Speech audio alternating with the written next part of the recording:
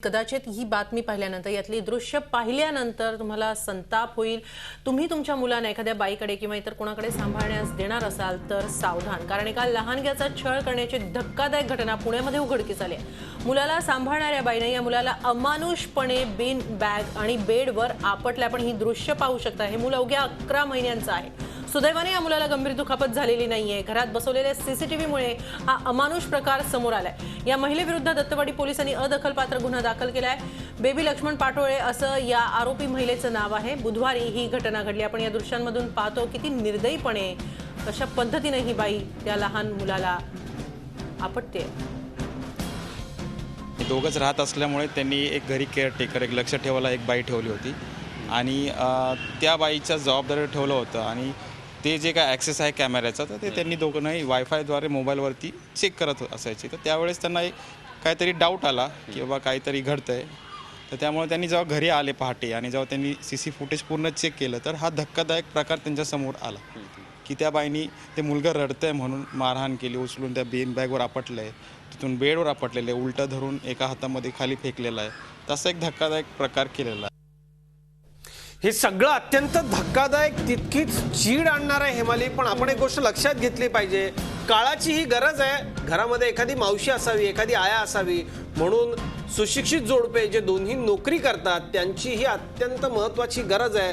पण आपण आपल्या लहानग्या बाळाला, जे मूल बोलूही शकत नाही, अशा बाळाला जर अशा पुतना मावशींच्या हाती सोपवून जात असाल तर या सगळ्या पालकांनो तुमच्यासाठी हा किती मोठा धोक्याचा इशारा आहे बघा। ज्या तुमच्या बाळाला बोलता येत नाही त्या बाळावर काय अत्याचार होत असतील याचा विचार ही चित्रफित पाहून केला। अंगावर काटा आहे। या संदर्भात आपण अधिक माहिती घेऊया। आपल्याबरोबर आपले प्रतिनिधी आहेत नितीन पाटणकर। नितीन, या महिलेला अटक करण्यात आलेली आहे का? काही समजू शकलेलं आहे का? अदखलपात्र गुन्हा दाखल झाला मात्र अटक झाली आहे का? हेमाली, हा सर्व धक्कादायक प्रकार आपण पाहिलेला आहे। त्यानंतर आता प्रश्न आहे तो कारवाईचा। पोलिसांनी अदखलपात्र गुन्हा दत्तवाडी पोलीस ठाण्यामध्ये दाखल करून घेतलेला आहे।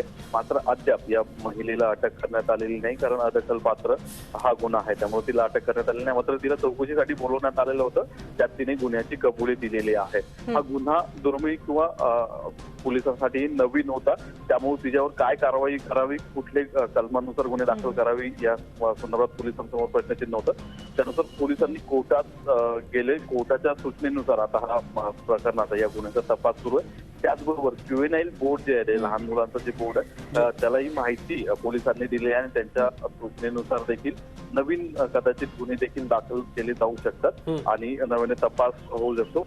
मात्र पुणे पोलिसांनी सर्वच वरिष्ठ अधिकाऱ्यांनी पुणे पोलीस दलातल्या या प्रकरणाची गंभीर दखल घेतलेली आहे आणि तपास सुरू आहे। आणि यातला सर्वात महत्वाचा भाग आहे, जिला शिक्षा होईल त्या संबंधित महिलेला गुन्हा दाखल झालेला आहे। मात्र आता पालकांनीही काळजी घेणे गरजेचं आहे। आणि ही महिला एका एजन्सी मार्फत कामाला लागली होती या दाम्पत्याकडे। हे दोघेही IT मध्ये काम करतात, तर त्यामुळे आता ज्या एजन्सीत आहेत त्यांनी दक्षता घेणं गरजेचं आहे आणि पालकांनीही अशा लोकांना कामाला ठेवताना दक्षता बाळगण्याची गरज आहे। नितीन, एक गोष्ट तर खूप महत्वाची आहे, ती सगळ्यात महत्वाची म्हणजे की पुणे, मुंबई, महाराष्ट्रच नाही तर देशातल्या महत्वाच्या शहरांमध्ये अशा एजन्सीज मधून आया, मावशी किंवा घरकामासाठी बाया माणसं हायर करण्याचं प्रमाण खूप मोठं आहे। हेमाली, मी सांगू इच्छितो आपल्या सगळ्यांना, माझ्या एका जवळच्या नातेवाईकाला असा अनुभव आला होता की पाठवलेला माणूस तो वेडा आहे असं त्यांना नंतर कळालं। या ज्या एजन्सीज आहेत यांच्यावर अशी काही कारवाई होऊ शकते का, हे पोलिसांनी सांगितलंय का? आणि सगळ्यात महत्वाची गोष्ट, या महिलेची वैद्यकीय तपासणी झाली आहे का? ती मानसिकदृष्ट्या ठीक आहे, बरी आहे का?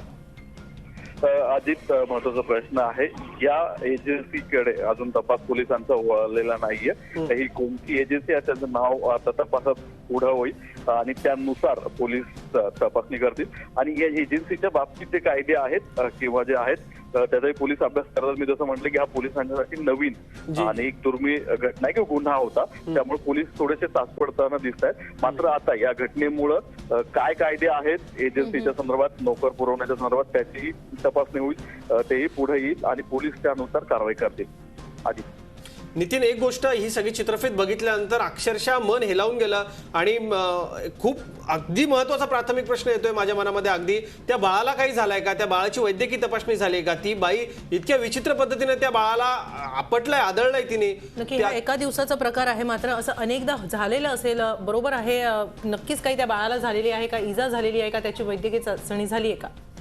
हेमाली ह्या बाईचं मानसिक संतुलन किंवा ती काही हे आहे का या संदर्भात पोलिसांनी जी प्राथमिक तपासणी केलेली आहे त्यानुसार त्या बाईला असं कुठलाही आजार किंवा हे दिसत नाहीये. ह्या बाईने स्वतः गुन्हा कबूल केलेला आहे कारण त्याच्यासमोर पर्याय नव्हता हे सीसीटीव्ही दिसतंय. पण ते का केलं कसं माझ्याकडनं झालं हे तिला माहित नाही असं तिने पोलीस तपासात सांगितलेलं आहे. दुसरी गोष्ट ह्या बाळाची तब्येत कशी आहे तर ही बाळाची तब्येत आता ठीक आहे.